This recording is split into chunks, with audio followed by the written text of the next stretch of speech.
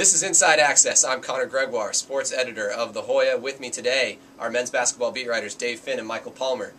Wednesday night, the Hoyas knocked off Syracuse at the Carrier Dome for the first time since 2002. Final score 64-56.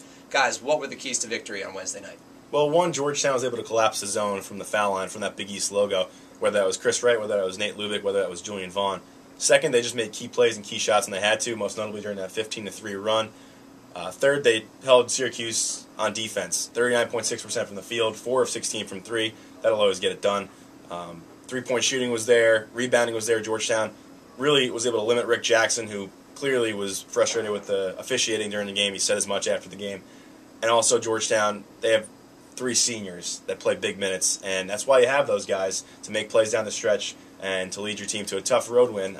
As Connor said, first time since 2002, Georgetown's won at the Carrier Dome. Mike? Well, two guys that I noticed have really just become not only key factors, but solid players that can be relied upon at all times. Is Julian Vaughn, senior forward, who made a lot of great hook shots at key moments in the game, and Hollis Thompson, who obviously hit that big 3 late in the game to tie it, but was also 3 for 3 from beyond the arc, had 11 points, and he's just been phenomenal coming off the bench. Also, Georgetown only had 13 turnovers in the game, most notably only 2 from Julian Vaughn and only 1 from Chris Wright. As we've seen over the past couple of years, Georgetown has turned the ball over a ton up there at Syracuse, so that was another big key to the victory. Now, guys, their three-point shooting is back. Last couple of games, they've been hitting early threes. They've been hitting clutch late threes, especially Hollis Thompson. This is kind of one of those keys that the Hoyas had when they were reeling off wins in the non-conference. Then that 1-4 start to Big East play, they weren't hitting their threes very well. They're hitting them again, and they're winning. But is that sustainable? And do the Hoyas need their threes in order to win? Well, you're not going to make 50%, 40% of your three-pointers every game. The Hoyas know that. They've seen that this season. They've seen that over the past 3 years.